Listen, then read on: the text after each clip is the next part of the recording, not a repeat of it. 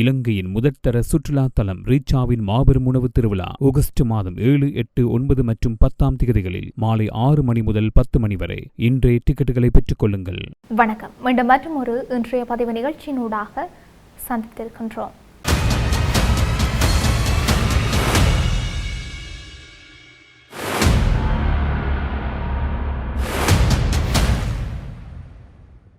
உலகளாவிய எரிசக்தி வர்த்தகத்தின் உயிர் நாடியாக கருதப்படும் ஹார்முஸ் நீரிணை தொடர்பாக ஏற்பட்டிருக்கின்ற புதிய அறிவிப்புகள் மத்திய கிழக்கு பிராந்தியத்தை மட்டுமல்லாது உலக பொருளாதாரத்தையே அதிர வைக்கும் நிலையை உருவாக்கியிருக்கிறது. ஈரான் மத்திய கட்டளையகம் வெளியிட்டதாக கூறப்படும் உத்தரவின்படி இந்த முக்கிய கடல்வழி அனைத்து வகையான கப்பல் போக்குவரத்துக்கும் முற்றிலும் மூடப்பட்டுள்ளதாக அறிவிக்கப்பட்டுள்ளது. இதனால் சர்வதேச எண்ணெய் சந்தை, கப்பல் போக்குவரத்து மற்றும் உலக வர்த்தக சங்கிலிகள் அனைத்தும் பெரும் குழப்ப நிலைக்கு உள்ளாகி இருக்கின்றன. ஈரானின் அரசுக்கு சொந்தமான பிரஸ் டிவி வெளியிட்ட தகவலின்படி ஈரானின் காதம் அல் அன்பியா மத்திய தலைமையகம் இந்த உத்தரவை பிறப்பித்ததாக தெரிவிக்கப்பட்டிருக்கிறது. அந்த அறிவிப்பில் எண்ணெய் கப்பல்கள், சரக்கு கப்பல்கள் மற்றும் வர்த்தக நோக்கத்திற்காக பயணிக்கும் எந்த ஒரு சர்வதேச கப்பலும் இனி ஹார்முஸ் நீரிணையை கடக்க அனுமதி இல்லை என்று குறிப்பிடப்பட்டிருக்கிறது. மேலும் இந்த உத்தரவை மீறி நுழைய முயற்சிக்கும் கப்பல்கள் இலக்கு வைக்கப்பட்டு கடும் தாக்குதலுக்கு உள்ளாக்கப்படும் என்று எச்சரிக்கை விடுக்கப்பட்டும் இருக்கின்றது. இந்த நடவடிக்கை தெற்கு ஈரான் பகுதிகளில் அமெரிக்கா நடத்தியதாக கூறப்படும் வான்வழி தாக்குதல்களுக்கு நேரடி பதிலடி என்றும் ஈரான் தரப்பு விளக்கம் அளித்திருக்கிறது.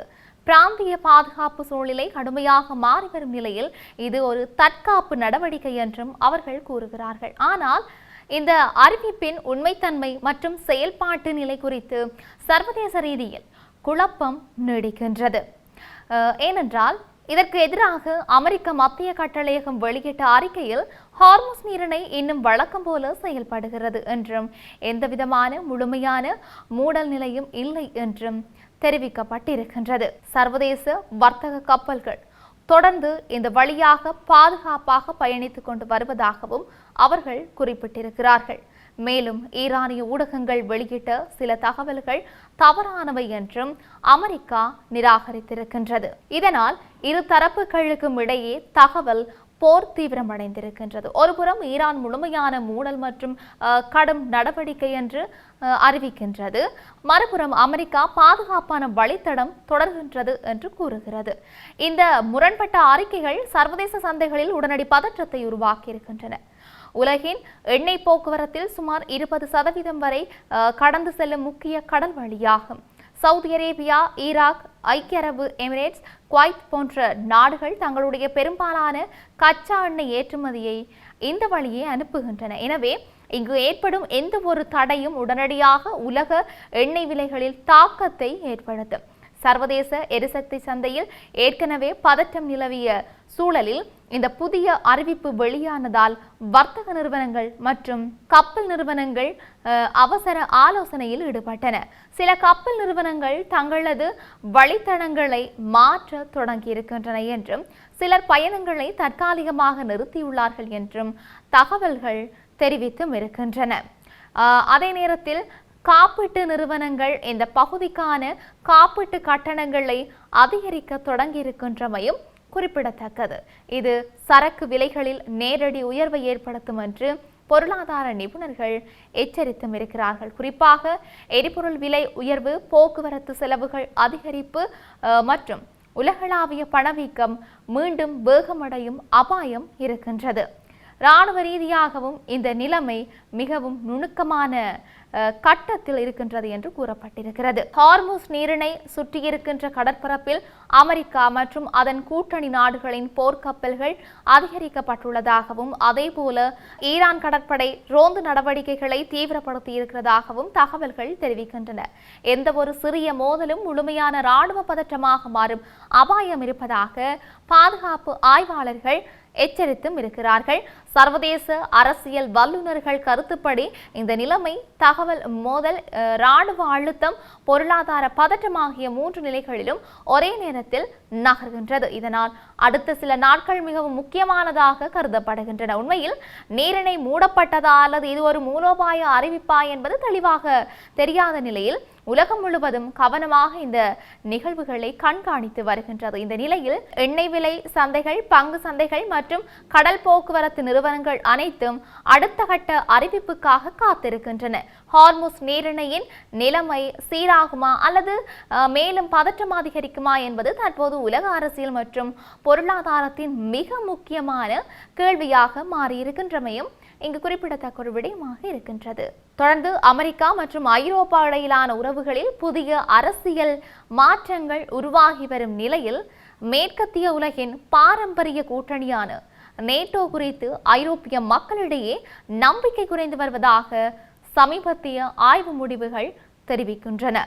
ஐரோப்பிய வெளியுறவு கவுன்சில் நடத்திய இந்த ஆய்வு அமெரிக்கா மீதான ஐரோப்பியர்களின் பார்வை குறிப்பிடத்தக்க அளவில் மாறியிருப்பதை வெளிப்படுத்தியும் இருக்கிறது. ஆய்வு முடிவுகளின்படி அமெரிக்காவை நம்பகமான கூட்டாளி என்று கருதும் ஐரோப்பியர்கள் வெறும் 11% மட்டுமே உள்ளனர். இது கடந்த சில ஆண்டுகளுடன் ஒப்பிடும்போது பெரிய வீழ்ச்சியாகும். 6 மாதங்களுக்கு முன்பு இந்த நம்பிக்கை 16% இருந்தது. மேலும் 2024 நவம்பரில் டொனால்ட் ட்ரம்ப் மீண்டும் அமெரிக்க ஜனாதிபதியாக தேர்ந்தெடுக்கப்பட்ட காலத்தில் இது 22% இருந்தது என்றும் அறிக்கை குறிப்பிட்டும் இருக்கின்றது. இதன் மூலம் குறுகிய காலத்திலேயே அமெரிக்கா மீதான நம்பிக்கை வேகமாக குறைந்திருப்பது தெளிவாக தெரிகின்றது. இந்த நம்பிக்கை வீழ்ச்சிக்கு பல்வேறு அரசியல் மற்றும் பாதுகாப்பு காரணங்கள் கூறப்பட்டும் இருக்கின்றன.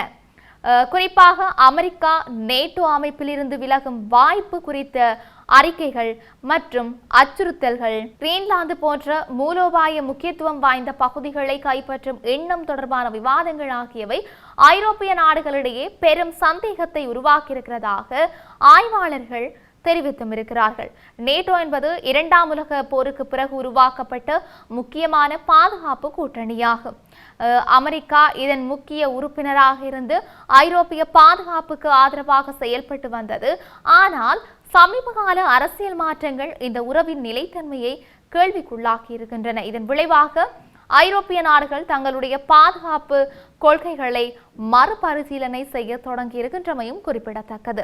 வெளிநாட்டு பாதுகாப்பு சார்ந்த நம்பிக்கையை குறைத்து தங்களுடைய சொந்த இராணுவ திறனை மேம்படுத்தும் நோக்கில் பல திட்டங்கள் வேகமாக முன்னெடுக்கப்பட்டு வருகின்றன. குறிப்பாக ஐரோப்பிய பாதுகாப்பு செலவினங்களை கடந்த ஆண்டை விட சுமார் 4% அதிகரிக்க வேண்டும் என்ற கருத்துக்கு பொதுமக்களிடையே அதிக ஆதரவு உருவாகி இருக்கின்றமையும் குறிப்பிடத்தக்கது. மேலும் ஒரு முக்கிய மாற்றமாக ஐரோப்பிய மக்கள் அமெரிக்காவிடமிருந்து ஆயுதங்கள் மற்றும் இராணுவ உபகரணங்களை வாங்குவதற்கு பதிலாக அவற்றை ஐரோப்பாவிலேயே உற்பத்தி செய்ய வேண்டும் என்ற விருப்பத்தை அதிகமாக வெளிப்படுத்தி இருக்கின்றனர். இது நீண்ட காலத்தில் ஐரோப்பாவின் பாதுகாப்பு தொழில்துறையை வலுப்படுத்தும் பெரிய மாற்றமாக பார்க்கப்படுகின்றது.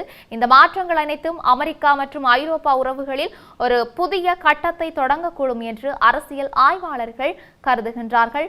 ஒருபுறம் பாரம்பரிய கூட்டணி தொடர்ந்தாலும் மறுபுறம் நம்பிக்கை குறைவு மற்றும் சுயாதீன பாதுகாப்பு நோக்கம் அதிகரித்து வருவது உலக அரசியல் சமநிலையை மாற்றக்கூடிய முக்கியமான வளர்ச்சியாக பார்க்கப்படுகின்றது.